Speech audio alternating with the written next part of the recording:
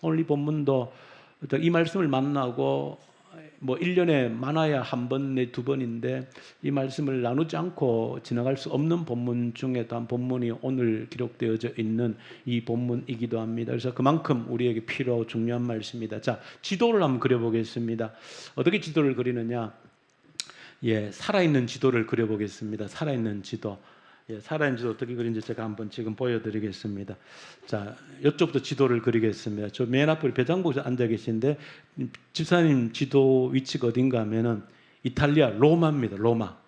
자기 자리를 잘 기억하십시오. 로마고. 자, 더 뒤에 우리 김영우 집사님.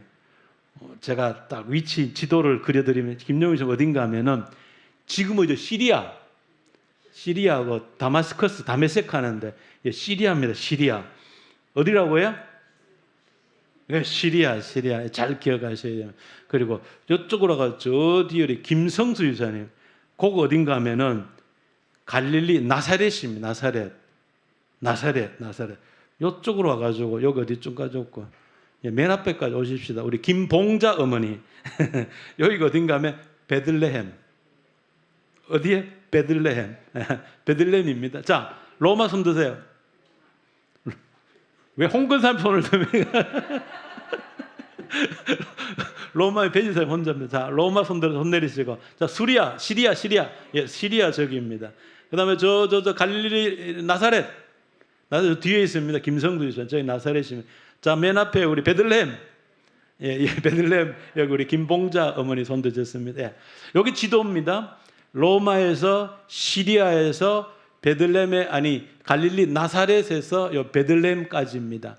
자, 지금 이제 지도가 어떻게 되는가 하면 예수님을 잉태한 누가? 마리아가 요셉과 함께 살고 있는 데가 어디입니까? 배장복, 김영우, 김성수, 김봉자 어디입니까? 헷갈립니까? 김성수가 어디라고요? 갈릴리 나사렛. 그러니까 하나님의 아들 예수를 잉태한 마리아와 요셉이 지금 어디에 살고 있습니까? 로마입니까? 시리아입니까? 나사렛입니까? 베들레헴입니까? 나사렛 김성수 집사님인데 저 자리가 지금 예수님을 잉태한 마리아 요셉이 살고 있는 동네입니다. 자, 그런데 이제 하나님의 아들 마리아가 아이를 낳아야 될 곳이 어디입니까? 이 베들레헴 이 김봉자 우리 어머니가 있는 여기입니다. 근데 여기가 사실은 김성규사님 여기까지가 가깝지만 실제 거리는 지도상으로 실측을 하면 한 170km쯤이 되면 직선거리가. 그러니까 직선거리로 못 가잖아요. 그러니까 꾸불꾸불 돌아가면 적어도 230km의 거리고 걸어서 가면 9박 10일을 걸어가야 되는 거리입니다. 그러니까 이제 갈릴리 나사렛에 살고 있는 마리아와 요셉을 이제 어디로 230km 떨어져 있는 갈릴리 김봉자 어머니 갈릴리가 아니고 베들레헴에 와서 출생을 해야 되는 겁니다. 자, 지금이 아니고 지금부터 때가 언제다? 몇 년 전? 2000년 전입니다. 우린 2000년 전 그러니까 늘 성경을 보기 때문에 시간 감각이 없어요. 그러니까 여러분들은 원체 그냥 걸출해가지고 2000년, 3000년을 그냥 왔다 갔다 하는데 아무 생각도 없이 왔다 갔다 해버리는, 그러면 이게 감을 못 잡죠. 실제로 2000년 전이라면 어느 정도 먼 겁니까? 우리나라를 봐야 돼요. 2000년 전 우리나라가 어느 시대입니까? 2000년 전 우리나라 무슨 역사가 있었습니까? 기록 역사도 없었을 때예요. 박혁거세가 아래서 깨어나던 때입니다.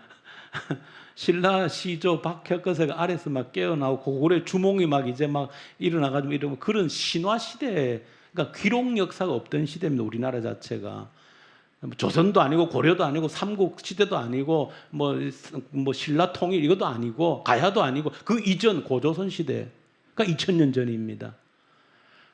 까마득한 거예요. 자, 그런 시대에 지금 생각해 보세요. 마리아와 요셉은 지금 나사렛에 있고 이제 태어나야 될 어디로 태어나야 됩니까? 이 갈릴리 아이로 베들레헴 230대 베들레헴에 태어나야 된다라고 할 때 여러분이라면 어떤 방법을 쓰시겠습니까? 여러분이 하나님이시라면 어쨌든 저 마리아 요셉을 저기에서 어디까지 끄집어 내려야 됩니까? 이 베들레헴까지 끄집어 내려야 되는 거예요. 여러분이 하나님이시라면 어떤 방법을 쓰시겠습니까? 어? 여러분이 하나님이시라면 저기 지금 베들레헴 자꾸 헷갈려. 나사렛에 있는 이 두 부부도 아니죠. 야곱만 있죠. 정원만 있죠. 이 베들레헴까지 어떤 방법으로 오게 하겠습니까? 여러분들이라면? 간단한 방법 쓰면 되잖아요. 간단한 방법. 어떤 방법이에요? 비행기. 허허, 참말로.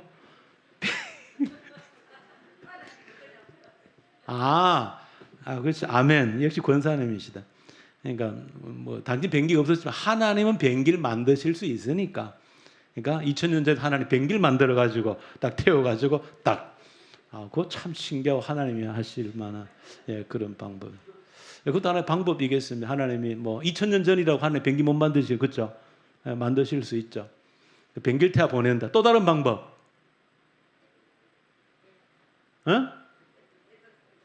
뭘 타요? 배. 배가 베들레헴까지 안 들어가 수로를 파야 되는데 그러면 수십 킬로 수로를 파야 되는데 배는 좀 어렵고요. 자, 어쨌든 가는 방법도 많겠지만 가게 하는 방법도 여러 가지겠죠. 가장 뭐 구약적인 방법을 생각하면 지금 사실은 마리아가 하나님의 아들 잉태한 것도 우리가 흔히 수태고지라 그러죠. 수태고지가 뭡니까? 천사 가브리엘이 누구에게? 마리아에게 찾아와서 알려줬죠. 이제 너가 아이를 잉태할 것인데 그것은 성령의 능력으로 하나님의 아들을 잉태할 것이다. 이름을 예수라 하라. 수태고지 천사가 가브리엘이 알려준 겁니다. 그런 것처럼 요셉에게도 알려줬죠. 천사가 나타나서 야, 너 괜히 오해하지 마라. 너 정혼한 마리아 잉태했는데 그거 이상한 거 아니다. 하나님이 성령으로 잉태한 거 딱 천사 가르쳐 줬잖아요. 그러니까 지금 나사렛에 살고 있는데 이 나사렛에 살고 있는 마리아 요셉은 우리가 이 아이를 어디 가서 낳아야 된다. 베들레헴에 가서 낳아야 된다는 건 모르고 있습니다. 성경 전체 문맥을 볼 때. 그러면 하나님이 가장 좋은 방법 뭡니까? 수태고지를 해줬던 것처럼 다시 천사를 보내어서 야야 마리아야 요셉아 너 이제 아이 낳을 때 다 돼가는데 너 거기서 한 번 더 하면 안 되거든 어디 가야 돼? 저 베들레헴 가서 낳아야 돼. 그게 하나님 예언이야.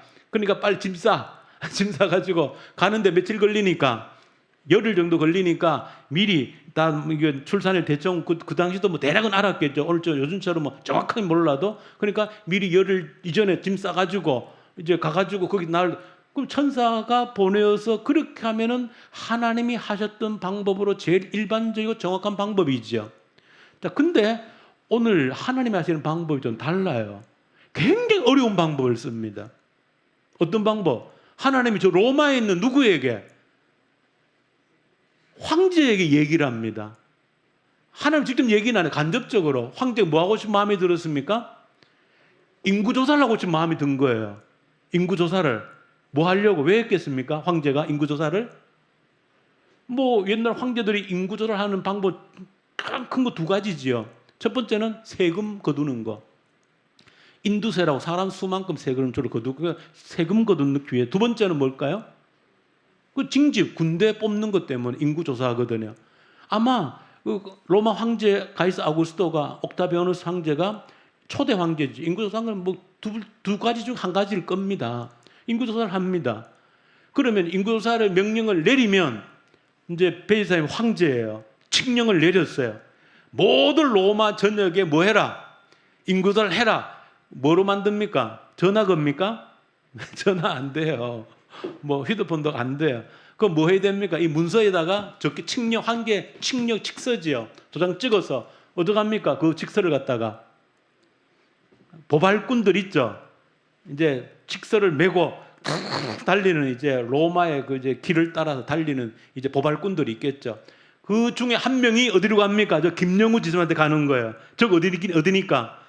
수리아 총독이 있는 거, 시리아 총독이 있는 거. 저기까지 한 사람이 갑니다. 얼마나 걸렸을까요? 가는데. 글쎄요, 한 1500km는 육로로 좁게 되니까 말을 타고 아무리 빨리 달려도 아마 일주일은 걸릴 겁니다. 최소 일주일 정도는 걸릴 거예요. 아무리 빨리 달려도. 그래서 총독가가 총독은 또 받았지요. 황제 칙서를. 야, 전부 다 인구도 하라고 그래. 그러면 또 총독은 뭐 해야 됩니까? 또 그 황제 칙서를 가지고 자기 시리아적인 전체 지역에다가 또 밑에 보발꾼들 모아가지고 또 이제 뭐 동네에 붙일 방을 만들어야 되죠. 그렇잖아요. 당시 2000년 전이니까. 근데 방도 잘 될까요? 안 될까요?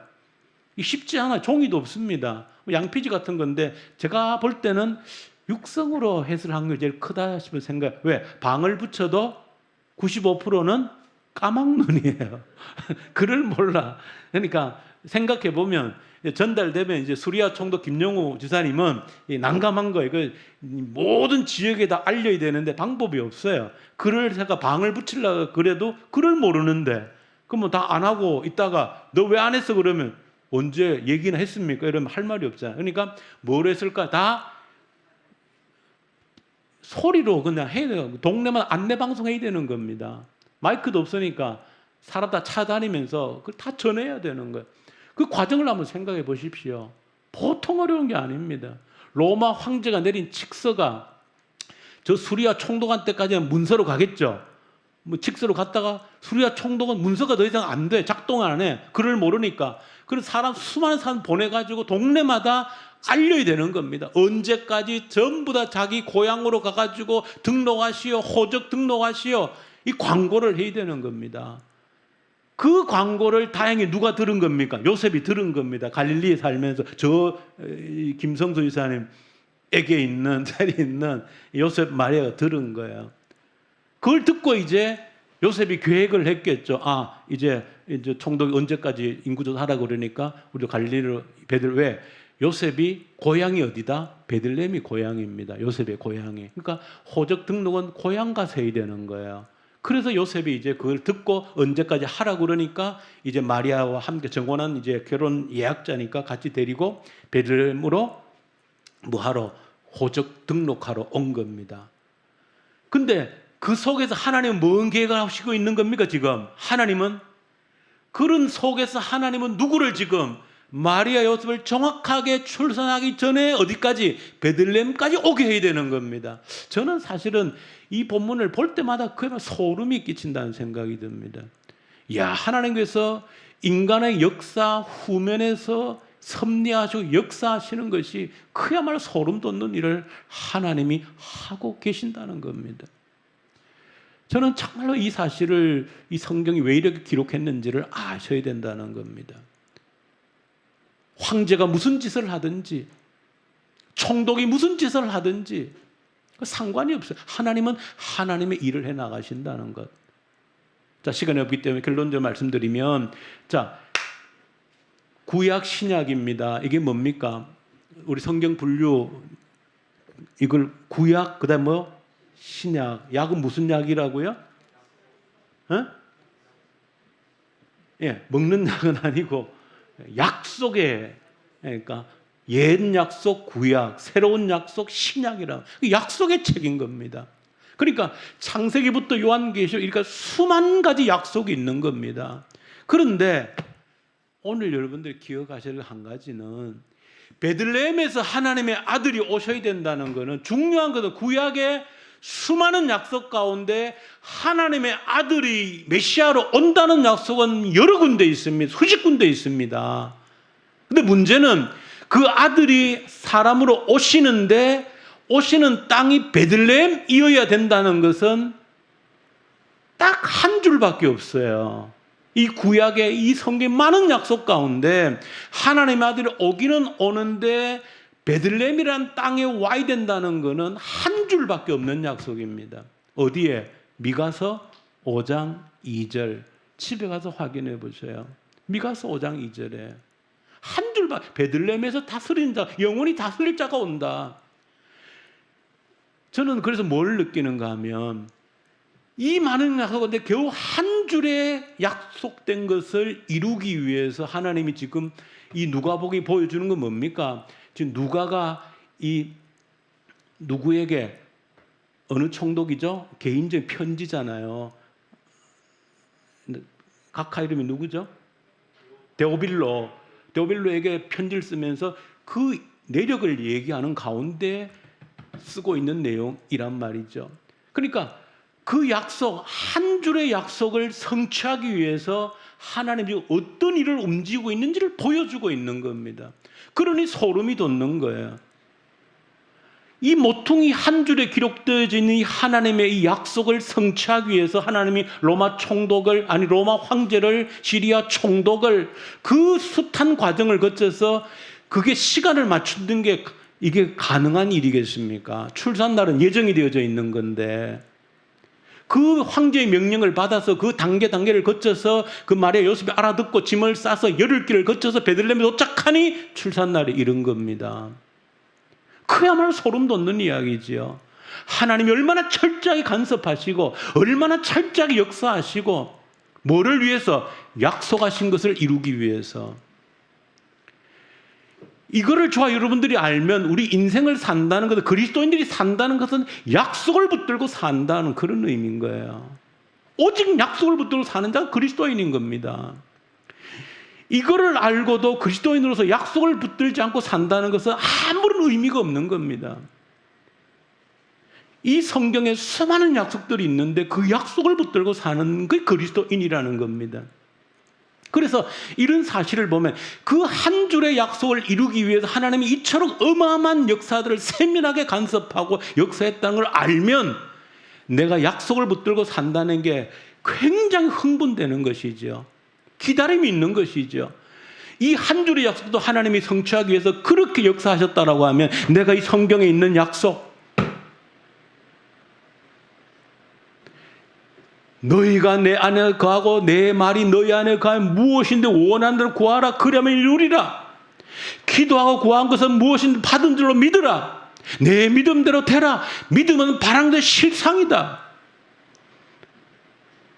믿고 의심치 아니하면 그대로 되리라. 모든 것들이 약속인 겁니다. 그러니까 그 약속을 붙들고 사는 것만큼 우리에게 희망을 주는 게 없는 겁니다. 왜?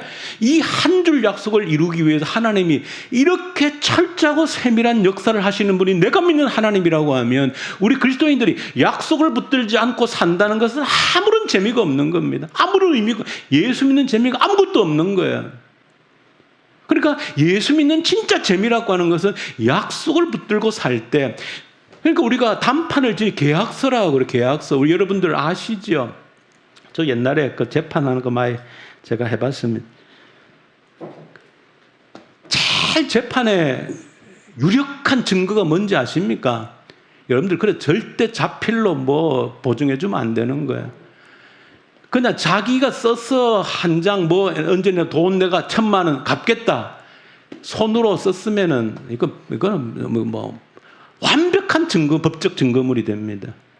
그럼 법원에 가면 그거를 돌이킬 방법이 없어요. 내가 쓴 증명서는 그만큼 내가 사인한다는 건 중요한 겁니다. 그럼 무슨 얘기입니까? 하나님이 기록한 약속을 붙들고 내가 기도한다는 것은 그런 의미가 하나님이 꼼짝 못 하시는 겁니다. 그러니까 하나님이 지금 미가서 5장이 한 절이지만 하나님의 아들 오시는 자는 베들레헴이니까 지금 저기 살고 있는 마리아 요셉은 아무것도 모르고 그냥 거기 살고 있는 거예요. 그냥 두면 거기서 그냥 아이를 낳을 판이에요. 그러면 하나님의 약속이 성취가 됩니까? 안 됩니까? 안 되잖아요. 근데 하나님이 여러 가지 방법이 있지만 로마 황제를 통하고 총독을 통하고 그런 걸 다 동원해서 인간이 볼 때 도무지 불가능한 방법인데 하나님 하시는 것은 우리에게 깨우쳐주기 위함이 있는 거예요. 이거 간단하게 천사 통해서 야 빨리 짐 싸서 가! 할 수 있지만 그런 과정을 보여주는 것은 하나님은 이렇게 하셔서라도 하나님이 약속한 건 반드시 성취한다는 걸 보여주는 확증인 겁니다. 그러니 저와 여러분들이 이 성경에 있는 이 약속을 붙들고 저와 여러분들이 살아갈 때 얼마나 힘이 나고 용기가 나는지 모르는 겁니다. 부족하지만 저 역시도 뭐 어떤 일이 있어도 새벽이든 저녁이든 붙들고 기도하는 것은 뭐 다른 거 아무것도 신날 게 없어요. 재미날 게 아무것도 없으면. 근데 약속을 붙들고 하니까 할 수 있는 겁니다. 약속을 붙들고 하기 때문에. 다른 건 몰라도 하나님 약속했잖아요. 하나님 약속했다는 걸 들이밀고 기도할 수 있기 때문에 할 수 있는 힘이 나는 겁니다. 그런데 그 약속을 붙드는 거예요. 그래서 뭐 수천 수만 약속 가운데 뭐 가장 큰 약속은 주님이 다시 그렇게 오신다는 약속인 거예요.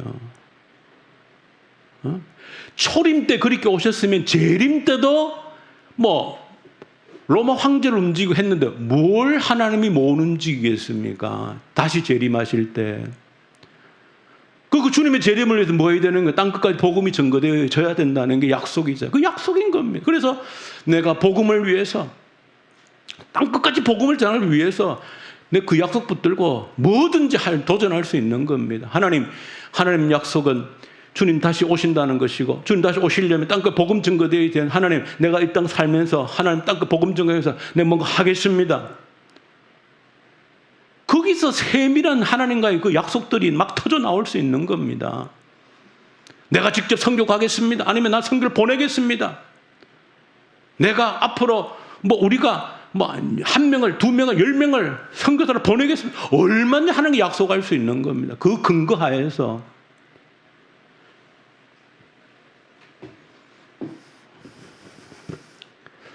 누가 재밌는 이런 말을 하는 걸 들었습니다. 우리 하나님께는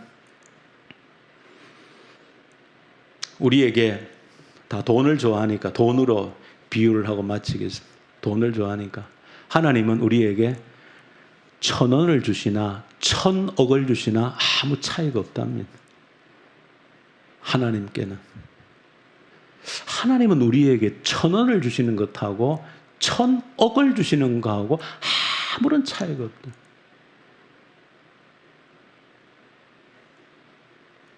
그 비밀을 아셔야 되는 겁니다. 그 비밀을 아셔야 돼요. 약속을 붙들 줄 알아야 되는 거예요. 약속을 붙들 줄 알아야 돼요. 약속 없이 아무리 땡깡 써봐도 의미 없는 겁니다. 제가 이번 주 아주 재밌게 본 글귀 중에 한 가지는 구걸하는 기도하지 말라. 구걸하는 기도하지 말라. 뭘 해주시오. 그 구걸하는 기도. 구걸하는 기도하지. 하나님 뜻에 내 마음을 맞추는 기도를 하라. 그러면 나를 또 하나님이 일하시는 것. 그러니까 구걸하는 기도일 수 있지만 차원 낮은 기도예요. 구걸하는 기도가 아니고 하나님의 내 마음을 딱 맞추면은 그것이 바로 하나님 마음에 맞춘다는 뭡니까? 하나님 약속은 하나님이 다 이루고 싶은 하나님의 열망 소망인 겁니다. 그 하나님의 열망 소망에 내 소망으로 얹으라 말이죠.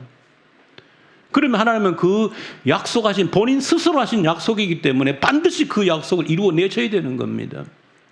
그런 지혜로운 저 여러분들 될 수 있기를 바라고, 그런 역사들이 그 꿈을 이루어내는 그런 하나님의 약속을 성취해내는 것이 내 개인에게, 가정, 우리 교회에, 이 나라에 넘쳐나서 간증들이 넘치기를 간절히 소망합니다. 자, 주님 감사합니다. 약속을 반드시 성취하시는 하나님을 바라보게 하시옵소서. 예수님 이름으로 기도합니다. 아멘. 하늘에 계신 우리 아버지의 이름을 거룩